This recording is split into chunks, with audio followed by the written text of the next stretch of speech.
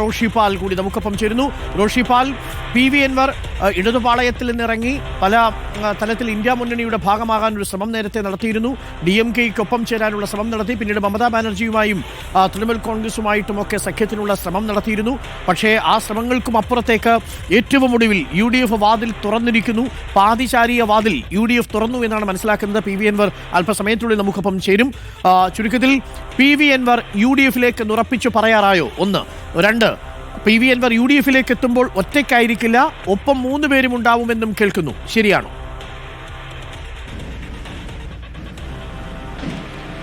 Doctor Arunkumar, ഒന്ന്, UDF നേരത്തെ പാലക്കാട് ഉപതെരഞ്ഞെടുപ്പുമായി ബന്ധപ്പെട്ട PV അൻവറിന്റെ സ്ഥാനാർത്ഥിയെ പിൻവലിച്ചു. ആ പിന്തുണ ഉറപ്പിച്ചതിന് പിന്നാലെ തന്നെ അൻവറിനെ UDF-ൽ എത്തിക്കണമെന്ന അഭിപ്രായം ഭൂരിപക്ഷം നേതാക്കൾക്കും ഉണ്ടായിരുന്നു.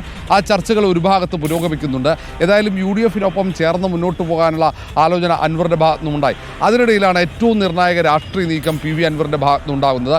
LDF പാളയത്തിൽ നിന്നും അസംതൃപ്തരായ MLA-മാരെ അടർത്തിയെടുക്കാനുള്ള നീക്കമാണ് PV അൻവർ നടത്തുന്നത്. അതിൻ്റെ ഭാഗമായിട്ടാണ് CPM-ലെ ഒരു യുവ MLA അടക്കമുള്ള 3 MLA-മാരുമായി ചർച്ച നടത്തിയത്. കൂടുതൽ പേരുമായി ചർച്ച നടത്തിയെങ്കിലും അതിൽ 3 പേർ ഏതാണ്ട് LDF പാളയം വിട്ട് അൻവറിനൊപ്പം ചേർന്ന് പുതിയ രാഷ്ട്രീയ നീക്കത്തിൻ്റെ ഭാഗമാകാൻ തയ്യാറായിട്ടുണ്ട് എന്ന സൂചനകളും പുറത്തു വരുന്നുണ്ട്. അതിൽ ഒരു ഘടകകക്ഷി തന്നെ ഉണ്ട് എന്നാണ് അറിയാൻ കഴിയുന്നത്. UDF-ലെ പ്രധാനപ്പെട്ട നേതാക്കൾ, മുസ്ലിം ലീഗിൻ്റെയും അതേപോലെ കോൺഗ്രസിലെ നേതാക്കളുടെയൊക്കെ അനുഗ്രഹാശിസുകളോടെയാണ് ഇങ്ങനെ ഒരു രാഷ്ട്രീയ നീക്കം PV അൻവർ MLA നടത്തുന്നത് എന്നാണ് അറിയാൻ കഴിയുന്നത്. ഏതായാലും നിയമസഭാ തെരഞ്ഞെടുപ്പിന് 1 വർഷം മാത്രം ബാക്കി നിൽക്കുന്നു. നിയമസഭാ സമ്മേളനം 17-ന് തുടങ്ങുന്നു. അവിടെ ഈ വന നിയമം വരുന്നു. അതിനെതിരെ ശക്തമായ പോരാട്ടത്തിന് തുടക്കം കുറിക്കുകയാണ് PV അൻവർ MLA. അത് നിയമസഭയ്ക്കകത്തും പ്രതിഫലിപ്പിക്കാനുള്ള നീക്കം അൻവറിൻ്റെ ഭാഗത്തുനിന്നുണ്ടാകും. അതിനു മുമ്പാണ് ഇങ്ങനെ LDF പാളയത്തിൽ ഇടഞ്ഞു നിൽക്കുന്ന അല്ലെങ്കിൽ അസംതൃപ്തരായ ഒരു കൂട്ടം MLA-മാരെ UDF പാളയത്തിലേക്ക് എത്തിക്കാനുള്ള നീക്കം അൻവറിൻ്റെ ഭാഗത്തുനിന്നുണ്ടാകുന്നത്. ഏതായാലും ഇതിൽ UDF-ലേക്ക് അൻവർ വരുന്നതിന് അല്പമെങ്കിലും എതിർപ്പ് പ്രകടിപ്പിച്ചത് നേരത്തെ പ്രതിപക്ഷ നേതാവ് VD സതീശനായിരുന്നു. ഇപ്പോഴും ആ കാര്യത്തിൽ ഒരു വ്യക്തത ഇല്ല. UDF ചെയർമാൻ കൂടിയായ VD സതീശൻ അതിൽ ഒരു മനസ്സ് തുറന്നിട്ടില്ല. എന്നാൽ പോലും കോൺഗ്രസിലെയും UDF-ലെയും പ്രത്യേകിച്ച് മുസ്ലിം ലീഗ് അടക്കമുള്ള പ്രധാനപ്പെട്ട ഘടകകക്ഷികൾക്ക് PV അൻവറിനെ കൂടെ UDF-ലേക്ക് എത്തിക്കണം, അല്ലെങ്കിൽ ചേർത്ത് നിർത്തി മുന്നോട്ട് പോകണമെന്ന അഭിപ്രായമുണ്ട്. ഏതായാലും അൻവർ നടത്തുന്ന നീക്കങ്ങൾക്ക് കോൺഗ്രസിൻ്റെയും ലീഗിൻ്റെയും പൂർണ്ണ പിന്തുണയുണ്ട്. അതിൻ്റെ ഒരു സൂചന കൂടിയാണ് ഇന്ന് അൻവർ നയിക്കുന്ന ജാഥയിൽ UDF-ൻ്റെയും കോൺഗ്രസിൻ്റെയും പ്രധാനപ്പെട്ട നേതാക്കൾ അണിനിരക്കുന്നത്. ഏതായാലും ഈ CPM-ലെ ഒരു MLA മാത്രമായിരിക്കില്ല, ഒരാളുമായി ഏതാണ്ട് ചർച്ച ചെയ്ത് ഒരു തീരുമാനത്തിലേക്ക് എത്തുന്നു എന്ന സൂചനകൾ. അതിനപ്പുറത്തേക്ക് കൂടുതൽ പേരെ, കാരണം പാർട്ടി സമ്മേളനം നടക്കുന്ന ഘട്ടമാണ്. പാർട്ടി സമ്മേളനത്തിൽ അതൃപ്തരായ ഒട്ടേറെ നേതാക്കളുണ്ട്. അവരെയൊക്കെ അവിടെ നിന്നും അടർത്തിയെടുക്കാനുള്ള നീക്കം അൻവറിൻ്റെ ഭാഗത്തുനിന്നുണ്ടാകുന്നു എന്നാണ് ഏറ്റവും പ്രധാനപ്പെട്ട കാര്യം. ഒരു അസംതൃപ്തിയോടെ നിൽക്കുന്ന LDF-ൽ നിൽക്കുന്ന ഒരു പ്രധാനപ്പെട്ട ഘടകകക്ഷികളിൽ ഒന്നുണ്ട്.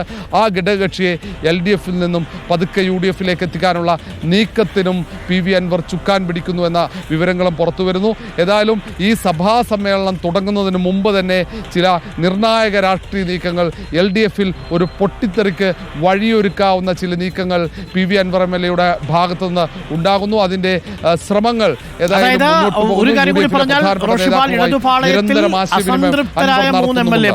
പല കാരണങ്ങളാൽ അസംതൃപ്തരായിട്ടുള്ള 3 MLA-മാർ, അതിൽ ഒരു ഘടകകക്ഷിയിൽപ്പെട്ടയാൾ, 2 ഘടകകക്ഷികളിൽപ്പെട്ടവർ, മറ്റൊന്ന് CPM-ൽ തന്നെയുള്ള യുവ MLA. ഈ 3 പേരെയാണ് ഇപ്പോൾ PV അൻവർ ഒപ്പം കൂട്ടിയിരിക്കുന്നത് എന്നാണ് നമുക്ക് ലഭ്യമാകുന്ന വിവരം.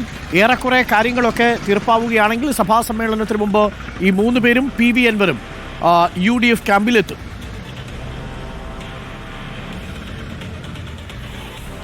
അരുൺകുമാർ, അങ്ങനെയാണ് സാധ്യത. കാരണം ഈ 3 പേർ ഇവർ പല കാരണത്താൽ അസംതൃപ്തരാണ്. അവർ അവഗണിക്കപ്പെടുന്നു എന്ന പരാതി അവർക്കുണ്ട്. അത് 2 പേർ അത് ഘടകകക്ഷികളാണ്. അതിൽ ഒന്ന് ഏറ്റവും പ്രധാനപ്പെട്ട ഘടകകക്ഷികൾ ഒന്നാണ്.